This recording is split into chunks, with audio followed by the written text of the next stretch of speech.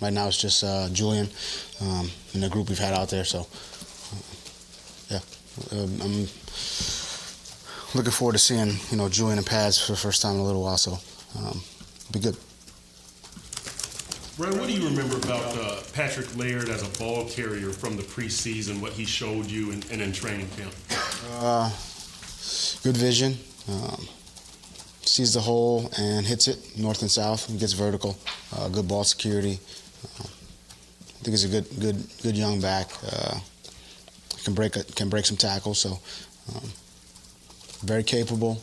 Good blocker. Good hands out of the backfield. I think he does a lot of things well.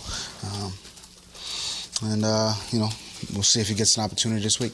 You guys have lost your top two backs for different reasons in the last week and a half. What gives you confidence that the group you have here is going to be enough for the next one? I feel good about the young guys we have, and Balaj obviously, Laird and Gaskin. I think they've all shown that they're capable.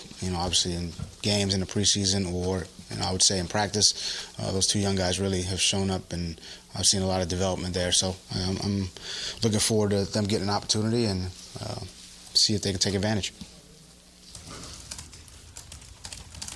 The decision to add a returner in Marcus Sherrills, what did you guys think of him, and what does that mean as far as Jakeem Grant and whether or not he's still the top guy in the return game? Yeah, well, I think the return game and special teams in general is very important. So we just felt like we needed another set of hands to out there in a, let's call it a in case situation. Somebody goes down, you need somebody to go back there. So I think that's kind of the case with Sherrills. This is a good player who's been productive in this league for a long time. Spent some time with him yesterday. Impressive young man, and we need depth. You gotta have several guys who can go back there and catch a punt, catch a kickoff. So. And it's a big play in the game.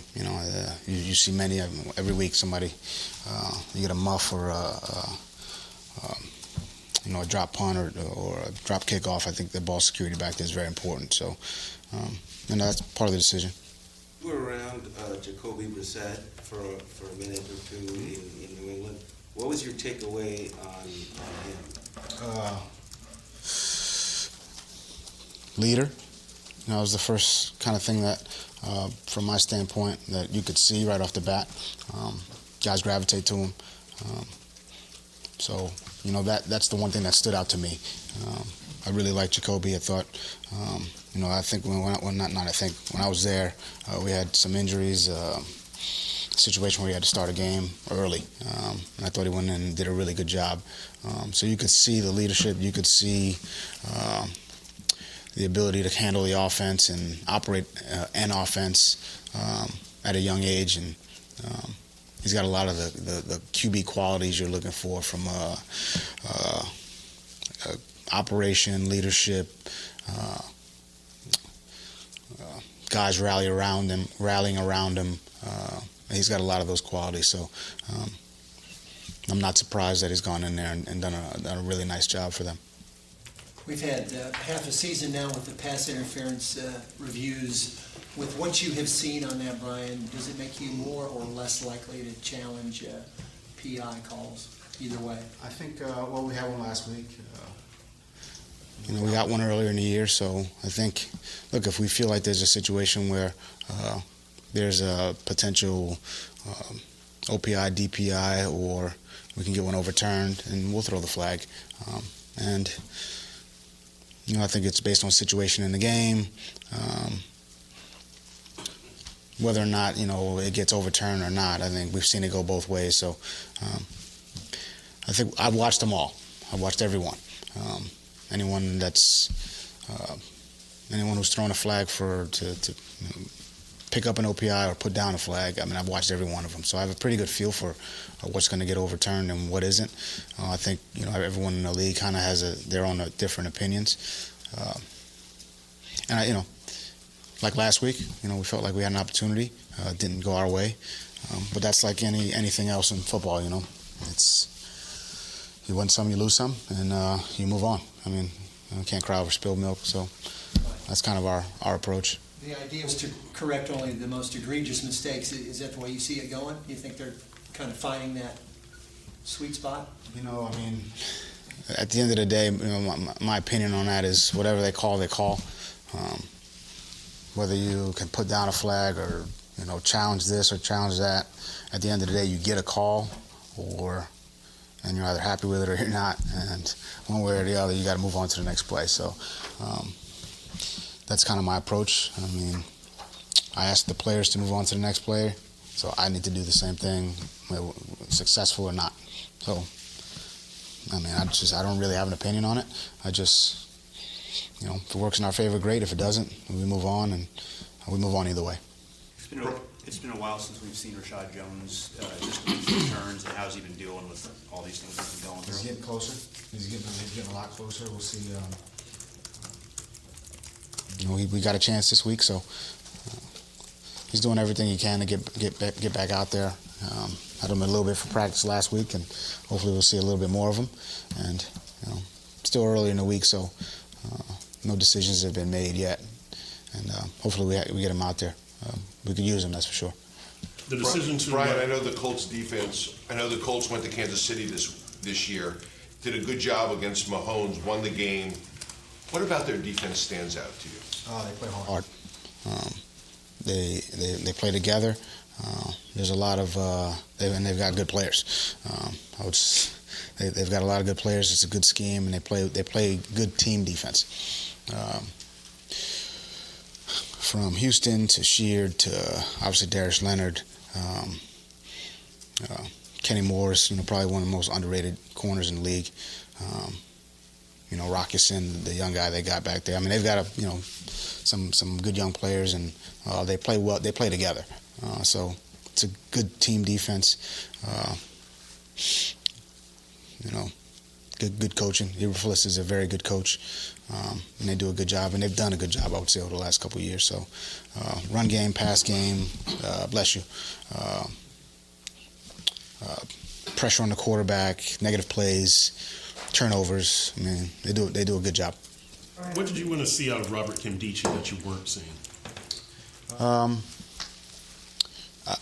I like Robert Kimdichie. This is he's a hardworking kid. You know, it just wasn't. You know, we needed to make a change on the roster. It wasn't, and it just didn't work out. So he worked hard. I know there's things floating around about, you know, his behavior, and those aren't true. He was a good kid, and I liked him a lot, and you know, I wish him the best. Brian, back in, I guess, July, August, we saw Kalen Balazs looking, you know, showing some signs, and then the regular season comes along. He's had 35 carries, and his average is 2.0. What needs to happen to get that average up where you'd like to see it? I think there's a lot that goes into that. I think we got to block better. I think you know, he's got to run better. We've got to block better. I mean, there's a slew of things we could. But really, at the end of the day, he's got to run better. We've got to block it better. I think Kalen's big, fast, explosive. I think he had a really good preseason, and I think he's gonna have an opportunity to, you know, get more carries, and hopefully he takes advantage of it. Couple more guys? When it comes to guys, I guess turning that proverbial corner, and I'm talking about Gesicki and Devontae Parker. Do you take everything into account since April, and can you look at it now and say, yeah, they're about to turn a corner, or do you need to also include a full 16-game sample size along with that evaluation? I mean, you know, my first thought was, you know, have they turned the corner? And I think, you know, for most players, I want them to feel like they never turn the corner and continue to build and improve and get better and have that fire to feel as though you've never actually turned the corner. Because I think that's when, you know, you feel like you've arrived, and no one on this team has arrived yet. So, but yes, I would say those guys have worked extremely hard. Yes, from April to OTAs to training camp, and you see the steady improvement. You see the confidence building, and you see production on the field, and that's really what you're looking for. That exact process. So, hopefully, they continue to believe in that process. Come out here today, have a good practice. Have a good practice Thursday, have a good practice Friday, and that'll hopefully lead to production in the game. So from a process standpoint, hopefully we've turned the corner, and if they believe in that, then I think the production will continue. Your team is 32nd in rush average. Yeah. 30th, I think, in rush yards per game, and you just got your starter suspended. So how do you, given those things, improve this running game to where it's productive for you? Well, we got 4 periods of run. We'll be working the run game today, and that's really the only thing you can do. You can talk about numbers, you can talk about stats, you can talk about this or that. At the end of the day, we got to go out there, practice it better, execute it better, and that's the only way I know to get it better. So I hear the stats, I know what they are, but we still got to go out there and try to, string some good runs together. From an O-line standpoint, from a play call standpoint, from a running the football standpoint. And we're just going to work at it, and hopefully it improves. Balazs has to be better. We all have to be better. I have to be better.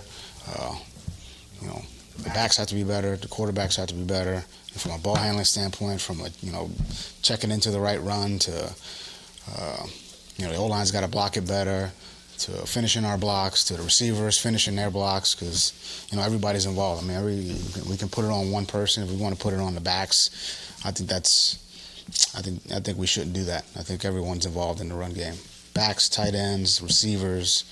We've had I could pull up 20 runs today, where if a receiver makes a block, it's a much longer run, and that average jumps a little bit. So.